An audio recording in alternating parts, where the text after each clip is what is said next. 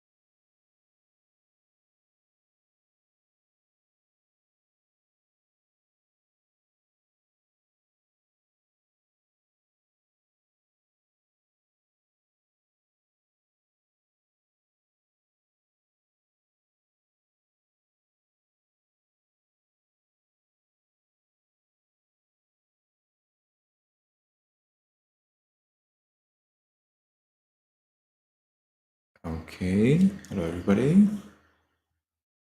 So we had some time misunderstanding. I thought we start 1 hour later.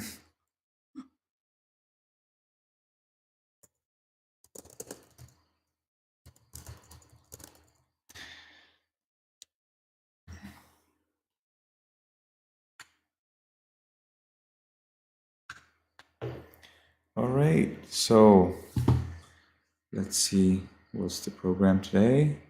We have meditation, lecture. We'll be talking together based on your questions, and then we will have some conclusion, which is still a mystery for me. I don't know how to conclude. All right, so let's sit in a comfortable meditation posture.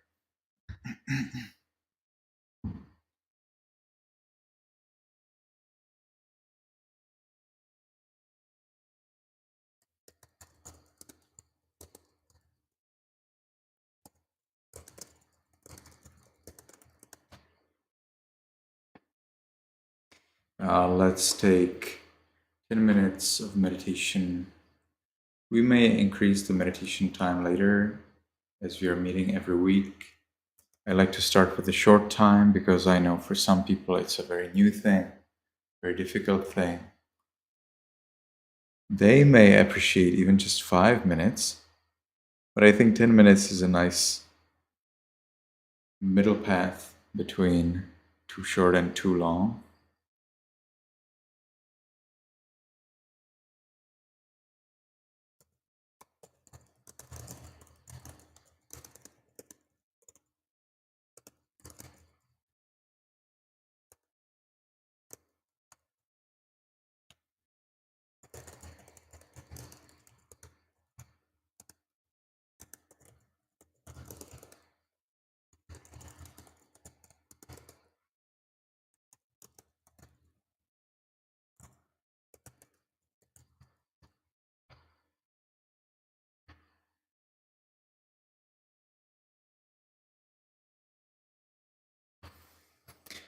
All right, so we will make sure that our eyes are open, but we will keep the sight cast down on the floor right in front of us. About a foot or 2 feet in front of us is enough. If your sight moves somewhere else, then you need to take it and put it back. You can blink as much as you want, but we don't close our eyes to avoid falling asleep unknowingly and to avoid imaginations which are not related to our meditation practice. So we keep our eyes nicely open, but a little bit, maybe a half or a third, or whatever is less than half. But you still see very clearly the floor or whatever is there right in front of you. We will make a determination so we are very clear about what's going on in our meditation. Some people, when they meditate, they have exactly this problem. What am I going to meditate on? How am I going to use my mind? Am I going to meditate on breath or on mind or something else? And then the time is up and they didn't do anything. That's not okay. You need to know what you're going to do. Otherwise, suppose that you are going to help someone carry something and instead you punch them. It's probably not right, right? We need to know what are we going to do. So we need to make the determination. It's not famous, but it's mentioned in our scriptures. If you want to meditate, be it concentration, practice, although at the higher level though, or when you want to attain, when you want to enter, not attain, when you want to enter Nibbana, enter is the word used in our scriptures. Some of you may hate it. We don't have to. It's just the way it's said. So enter Nibbana, and For that, you need determination. So we train ourselves in determination already from the beginning. And every single meditation session, be it in sitting or walking, is worthy of determination. So we determine three things. We determine the time, the posture, and the method, so that as we are sitting, we know what we are doing. Okay, so let's start right away. From now on, for 10 minutes, I will meditate on muscles and radiate loving kindness without any movement. From now on, for 10 minutes, I will meditate on muscles and radiate loving kindness without any movement. From now on, for 10 minutes, I will meditate on muscles and radiate loving kindness without any movement. And with that determination, we can gently, lovingly notice there's a flat piece of sinew at the top of the head. We allow it to be heavy. And changing. So heaviness is the element of earth, and the Buddha has taught muscles and sinews as element of earth. And change is the characteristic of impermanence, the ultimate basis of all insight practice.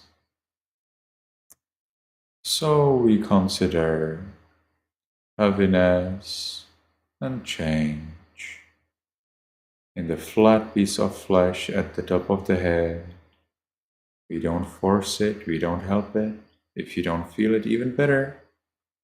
If you don't feel it, that's the way to be, or that's the way to do it. And we continue to the forehead, and again we just allow that muscle in the forehead to have its weight and to change as the time goes on. If you don't feel it, you don't see it, it's good. That's the way to do it. If you feel it, see it, you have some advantage, but that's only for muscles. If you later practice, for example, with bile or sweat or pus, well, then you'll have problems. Those who cannot feel it, they have advantage already from upstart. And we continue considering heaviness and change in the muscles and sinews in the body, to the eyes, nose, lips, chin, cheeks, ears, back of the head. We allow all of the muscles and sinews throughout the head to be heavy and changing.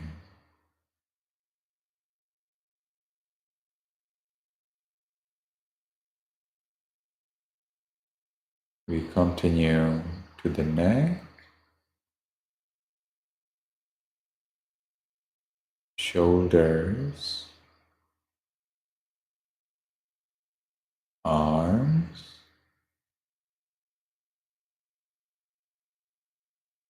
elbows, forearms, wrists, palms, fingers, tips of fingers,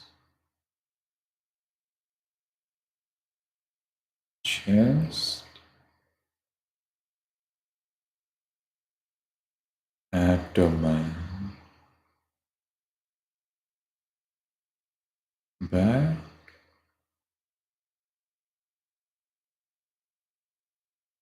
we allow all of the muscles and flesh throughout the upper part of the body to be heavy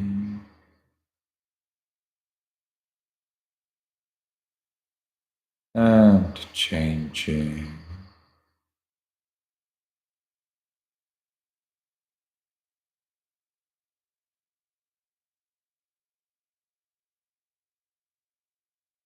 We continue to the buttocks, thighs, knees, calves, ears, soles, toes, tips of toes,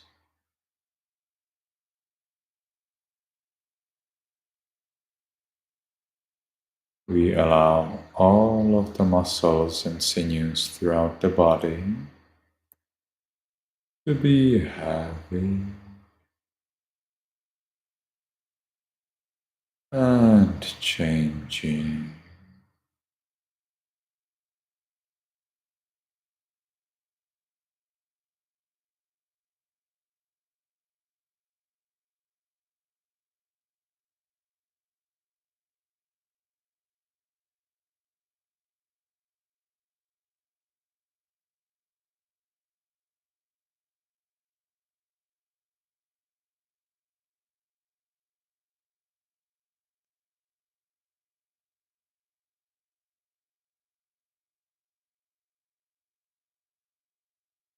And as we allow the body to be the way it is, as we give it the freedom to be the way it is, we ourselves achieve freedom from worry about the body. Let's enjoy this freedom. Let's watch this peace.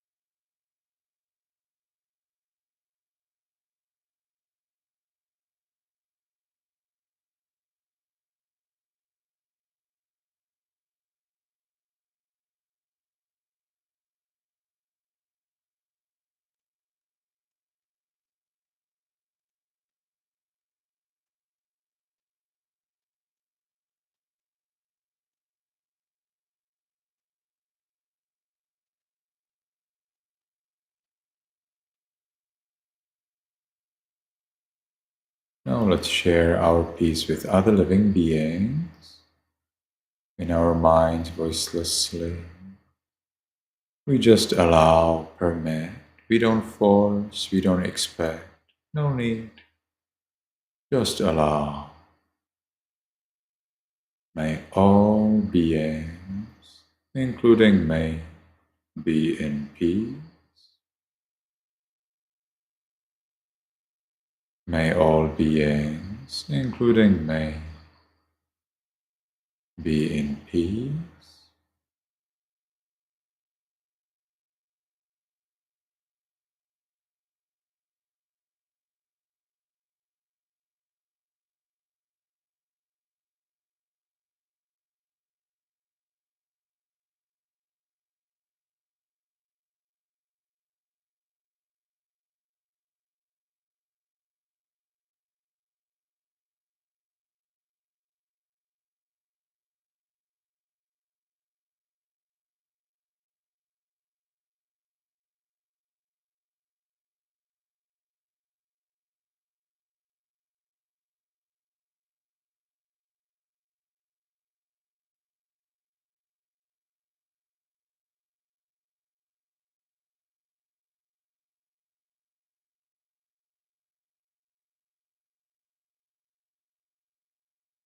Now, because the time for this sitting is finished, let's make the last determination in our minds voicelessly. From now on, I will always be calm. From now on, I will always be calm. From now on, I will always be calm.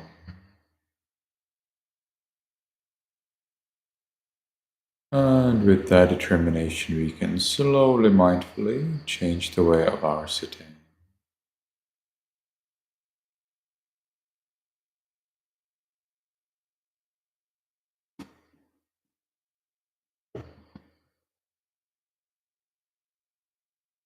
And when we have changed the way of our sitting, let's watch our mind for one more minute and see what's going on in there. We're not going outside, just curious about how seeing, hearing, how bodily contact and thinking, how they work.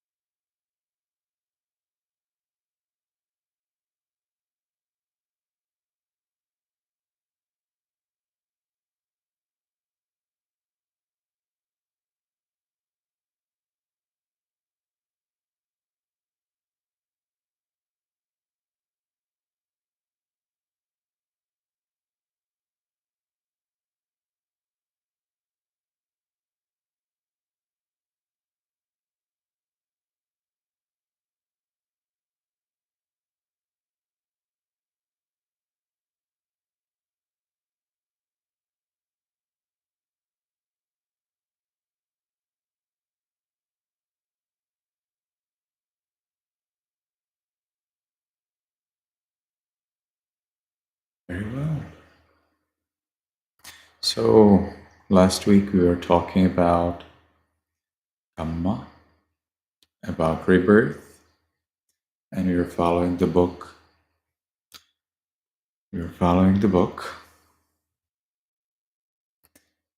So let's look at the book again. Lecture will start now. A questions and answers session will be held after the lecture. Post your questions in the Facebook and YouTube chat or comments section. Okay.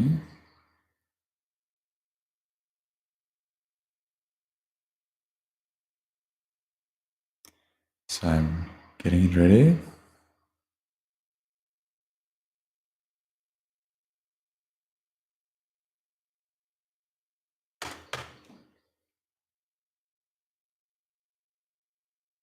So to review what we talked about yesterday we were reading only one page from the book The Workings of Kamma by 𝗀𝗶𝗸𝗲.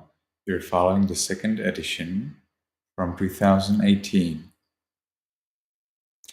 And we were talking about how we have been traveling throughout the different lives and worlds in the past. And we are talking about how ignorance and craving are responsible for this traveling through the different existences, through birth, old age, illness, and death. We also briefly mentioned what is a clog, because we are now following the Clog-Bound Sutta. So what is it actually? So clog-bound is not as simple as it may seem. You may think, well, if you know English, you understand everything. Not in Buddhism. In Buddhism, if you know English, you usually understand nothing in the beginning. So there's a lot to learn and a lot to explain. And one of them is a clog. And clog is a block of wood that's attached to a dog's neck. And this piece of wood basically knocks the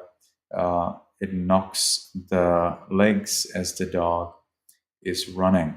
So the dog doesn't run. If you don't want a dog to run, then that's what you would do in Myanmar, apparently also in the Buddha's time. And so we are going to talk about this clog a little bit later, maybe today, maybe another time. And we also mentioned here something about volitional formations. So while each volitional formation arises and perishes, its inherent kammic potency remains in that same mentality, materiality, continuity.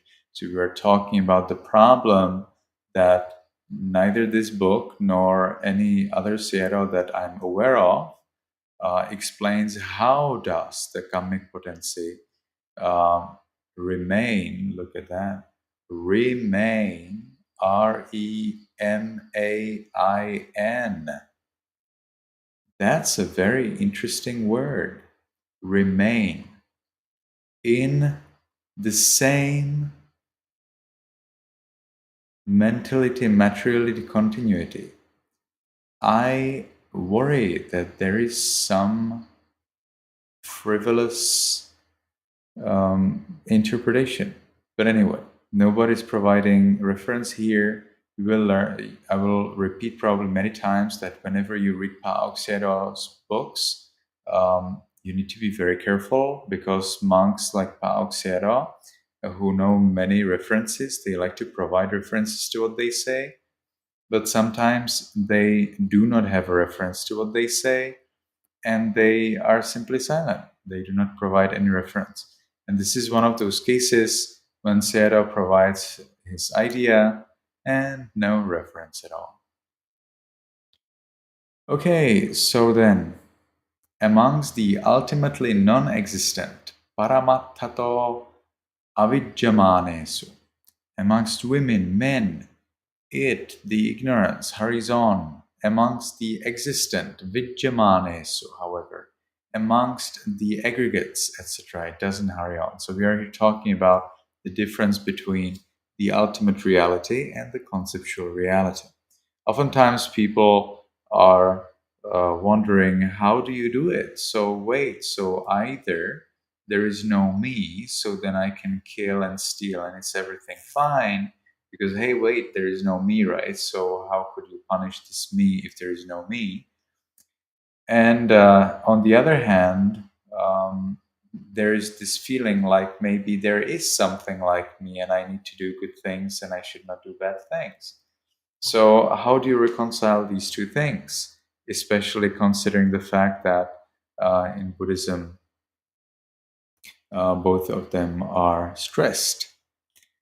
Well, you reconcile it by the fact that there are two levels of reality.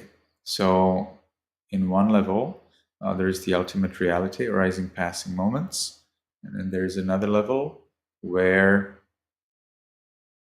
we are, where is a monk, where is a layperson, where the layperson is listening to what the monk says, and then they go to have something to eat, they sleep, they breathe, and so on. So we need to consider the ultimate reality and also the conventional reality, and we need to work with them appropriately. So we work with the reality as ultimate when it's appropriate to work with it as ultimate, and we of course work with it as conceptual when it's appropriate to work with it as conceptual. Who knows when it's appropriate as ultimate or conceptual? Not me. Sometimes it's pretty hard to decide whether you will deal with your problem ultimately or conceptually, but that's probably the domain of arahants. So at this moment, my understanding is that the arahants know when to deal with reality as ultimate and when to deal with it as conceptual. I'm not an arahant, so unfortunately, I don't know. Okay, so ignorance sees only conventional truth, women and men. You see, it's no problem to see conventional truth. Problem is with this word, O-N-L-Y. If you see only conventional world, well, then that's a problem. And actually, what's not written here, actually what's another problem, and in Myanmar this is very stressed among the great masters, is to see only the ultimate truth. Because if you see only the ultimate truth, there is no space for loving kindness. And there is also no space for making merits. Even an arahant does good things. They're not merits, but they're good things. They're good things by the fact that he has the nature of being an arahant. So we need to see both conventional and the ultimate. It is wrong to see in this way because these things do not exist according to reality. Things that do exist according to reality, however, are the aggregates, elements, basis, mentality, materiality, dependent origination, workings of karma, and 3 characteristics, and actually many more. So ultimate truth is what needs to be seen by wisdom. Ignorance doesn't see them. And when ignorance doesn't see them, well, then what it does greed, hatred, ignorance. And then what does it do? Birth, old age, illness, and death. So in apparently Dhammadharaṇī, what is the ignorance taint? Okay, so let's look at it more deeply. Non-knowledge of suffering's origin, of suffering cessation, of the path leading to suffering cessation. So actually the 4 Noble Truths. Not understanding the past, future, and the past and future. And this is, one of the biggest problems that we are dealing with in Myanmar with some teachers. So should you actually meditate on your past and future, or should you not meditate on your past and future? So this is a debate, it's a conflict. It's a conflict. It's not a serious conflict. Nobody's killing for that, but it's a conflict, It's a conflict because of which some people are confused, and it's then difficult. So what is this conflict? So the conflict is whether you should meditate on past and future, or whether you should not meditate on your past and future. So in 𝗷𝗶𝗸𝗲 Sutta of Majjhima Nikaya, the Buddha very clearly says, be in the present, because the past is gone, future is not come yet. And then those who want to meditate on past and future because they understand dependent origination in their way, they say, well, actually, you need to consider birth, old age, illness, and death. And here, present moment is this life, because there are several kinds of present moment explained in commentaries. And the Buddha doesn't really say, what is the present moment in 𝗷𝗶𝗸𝗲 Sutta, so you can actually explain it any way you want, and so you do whatever you want, and then of course based on what you do you will get your results. And I worry that these people who observe past and future as part of their meditation do not really attain any enlightenment, and their chief teacher does not attain enlightenment either, or that's what he said. So it's a problem. Observing past and future, why is it a problem? Well, because when you observe past, you do not have the 5 aggregates of the past at hand so that you can examine them. And when you observe future, again, you don't have them at hand, so you cannot examine them. So because you cannot examine them, well, then you're actually creating assumptions based on those past 5 aggregates. And I believe that observing past and future in meditation is a blasphemy. It's not just me, it's also the great masters of Myanmar who have prohibited. Yeah, believe it or not, they have prohibited publishing books where it's suggested that you observe past and future as a meditation practice. we obviously need to work with past and future. See, if we do not work with past and future, then we would have to reject the Buddha, because the Buddha is a matter of the past. And if we do not work with past and future, we would have to reject enlightenment, because enlightenment is the matter of potential, not even sure, future. So we have to deal with past and future. It's just that we do not meditate on them when we practice vipassana or insight. When I say vipassana, I do not mean 𝗀𝗂𝗯𝗀𝗃 method. I mean the 22 methods mentioned in 𝗀𝗶𝗸𝗀𝗃 Sutta. In 𝗀𝗂𝗯𝗀𝗃 meditation retreats, you will learn only about 2 or 3 practices of 𝗀𝗶𝗸𝗀𝗃 Sutta. They are not vipassana. They are practices of vipassana. All right? So there are many other practices which are fully vipassana, taught by the Buddha himself. You cannot really say that they're wrong because the Buddha taught them. Because as soon as you say that the other practices are wrong, well, then we will have to say that potentially this practice, for example, 𝗀𝗂𝗯𝗃's practice, is wrong either. We will have to say, okay, 𝗀𝗂𝗯𝗃's practice can be right, and the other practices that were taught by the Buddha are potentially right too. So vipassana doesn't mean 𝗀𝗂𝗯𝗃 method. It means the 22 practices of 𝗀𝗶𝗸𝗀 Sutta. Okay, so vipassana practice doesn't accept past and future. You need to understand past and future through observing the present moment. So yes, no knowledge of past, and future, but not observing them. It is through observing the present moment that you get the knowledge, the understanding, the insight into the past and future. You understand that past is the condition for the present, and that the present is the condition for the future. All right, so non-knowledge of specifically cause-dependently originating thing. Yes, this is another trouble. So the idea that you must understand and meditate on dependent origination, and of course, dependent origination explains only past, present, and future. You cannot explain it in any other way, according to one great master. And therefore, you must watch past and future. But again, it's a problem, and it's wrong. So origin, cessation, and the path. Bygone 5 aggregates called the past, coming 5 aggregates called the future, and both specific causality. And dependently originating things called specifically cause-dependent originating things, it keeps concealed. Yes, ignorance keeps them concealed, but you do not uncover them through observing them. You uncover them through being smart. You know, sometimes you have to use different moves to achieve what you want than just those moves that are so obvious.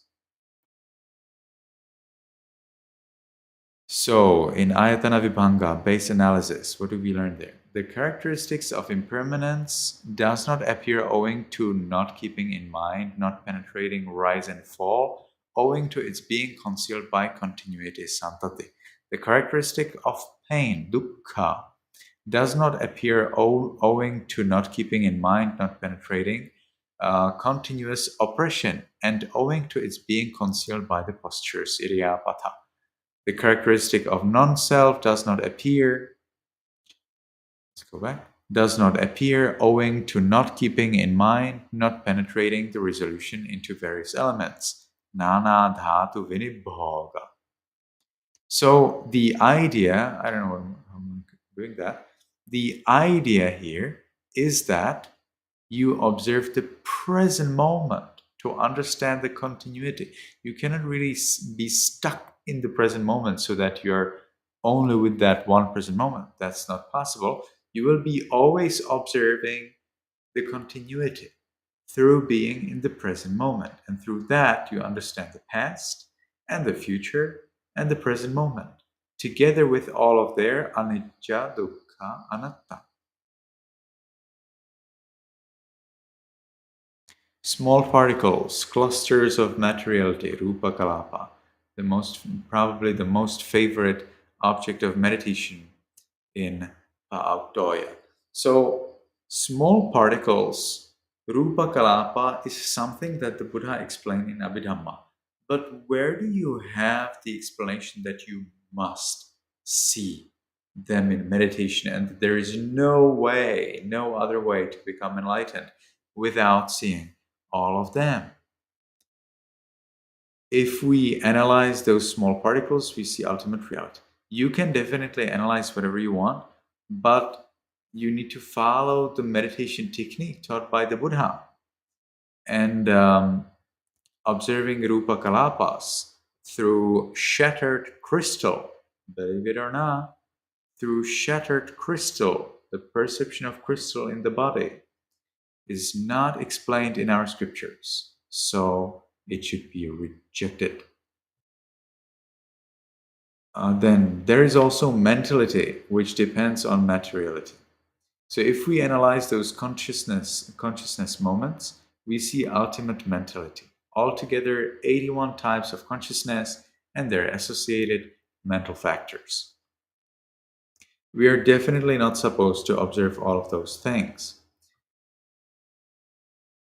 There will come a time, bhikkhus, when the great ocean dries up, evaporates, and is no more. Okay, so this is actually a little different topic. So let's see how's the time and what can we do about it. So the remaining 8 supramundane types of consciousness, which all take Nibbana as object, are not included in mentality meditation. Yes, so 𝗀𝗶𝗸𝗲 backs off a little, explains that you are actually not supposed to see all of them. And it's also with the materiality and it's also with mentality. I know I'm very critical against 𝗀𝗀𝗍, but I'm not alone. And we need to respect the very old, very proven, and very widespread tradition of arahants and enlightened monks in Myanmar. And that tradition does not endorse in any way observing all 𝗷𝗶𝗸𝗲s, observing all 𝘀𝗂𝗯𝗀𝗃. Not at all. So we should reject that kind of practice. The practice is definitely an interesting thing. You want to try whatever you want, but it's not a path towards enlightenment. A path towards enlightenment is explained in 𝗀𝗶𝗸𝗲 Sutta. So that needs to be followed. They are 𝗀𝗂𝗶𝗶𝗲, world martial, and that's actually already the new topic. So let's see how are we doing with the time. I see we have about 17 minutes for this meeting. I have mentioned quite a few maybe controversial points. We didn't do much. I know 1.5 pages. It's more than we did last week. But if you have any question, I think now is a better time, because when we move on to this new topic, it will be very conceptual. Now we were a little bit, tasting of the ultimate, but this next point is very conceptual, totally not related to any of your Vipassana practice. So I'd suggest that if you have any question about Vipassana practice, if you have anything you'd like to say, maybe now is the best time, because then we will move into these concepts and the nature of our meeting will change a lot.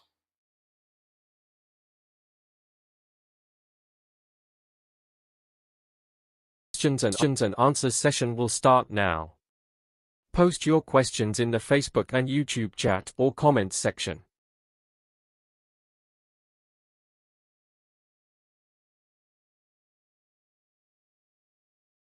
So if you have any question, you can write it down in the Facebook comment or YouTube comment. You will immediately see it.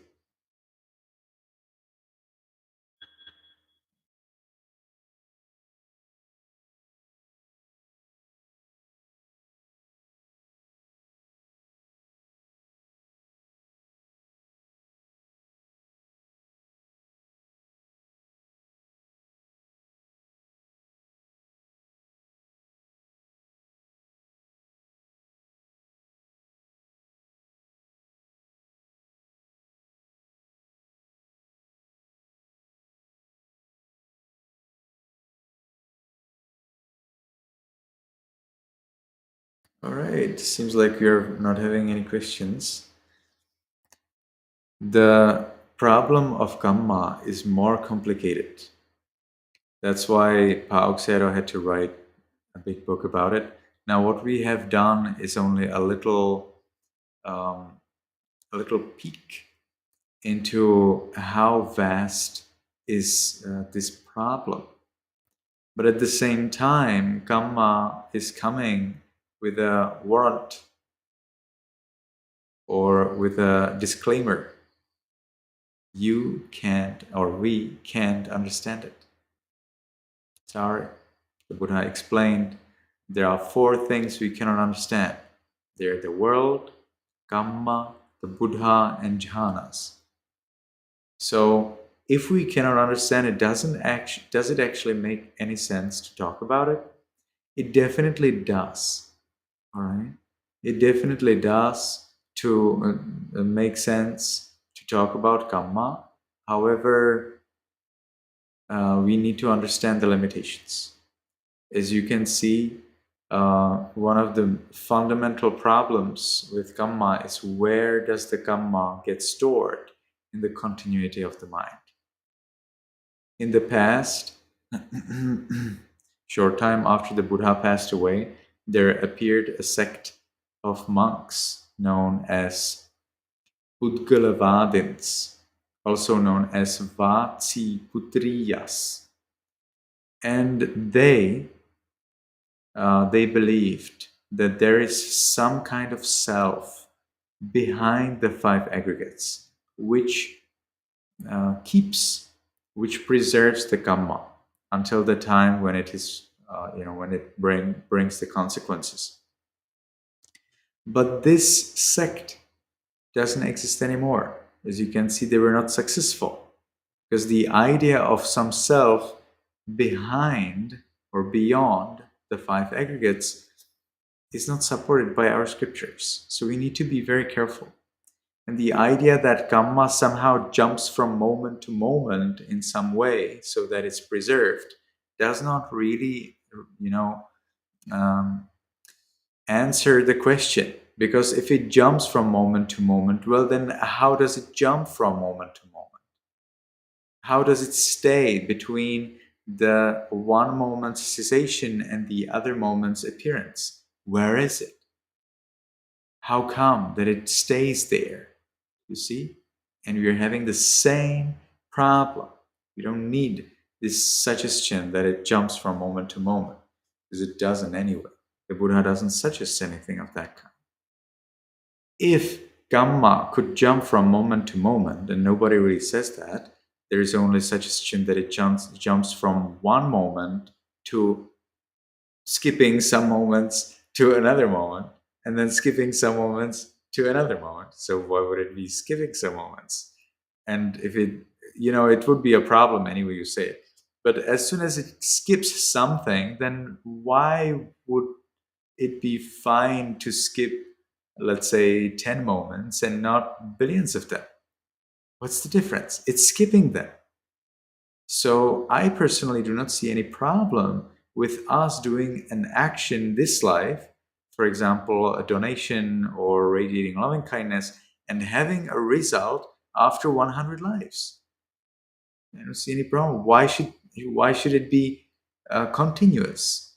Something that Buddhism rejects. We do not have continuity, in our scriptures. It doesn't exist. Everything is discrete.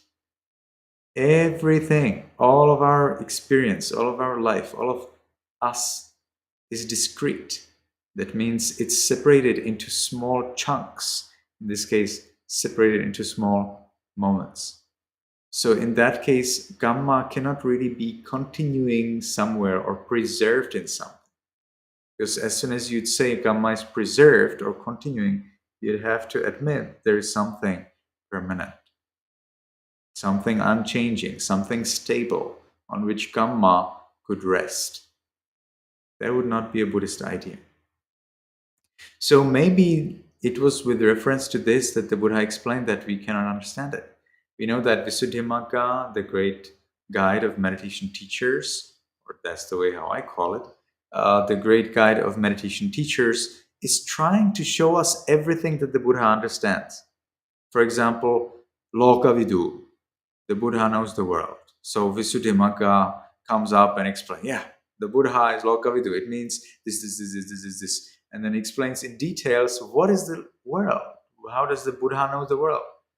But aren't we supposed to not understand the Buddha and not understand the world? So how can Visuddhimagga then come with explanation of what's the world? And it harms itself by these frivolous explanations, which is the way how I call explanations that are not in accordance with the scriptures.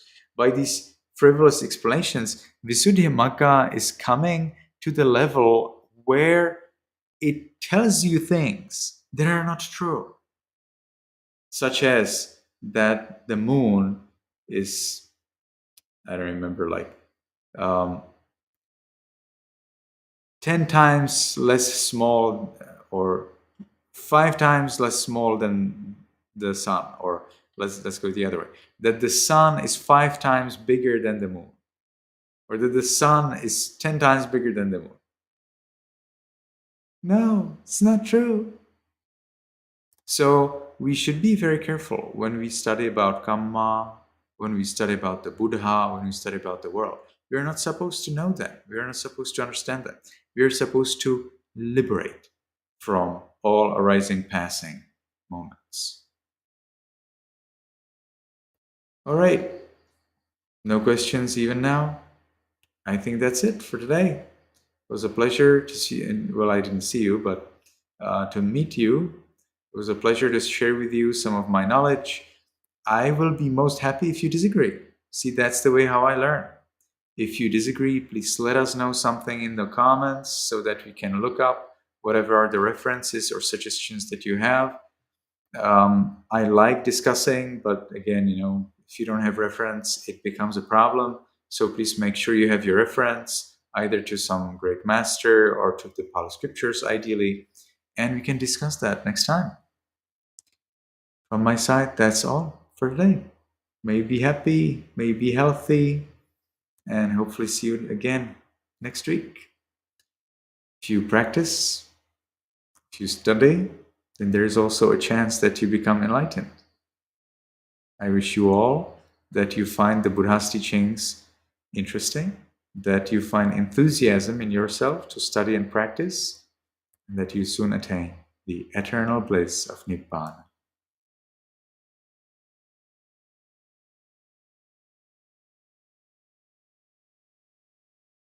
Concludes today's lecture on the workings of karma.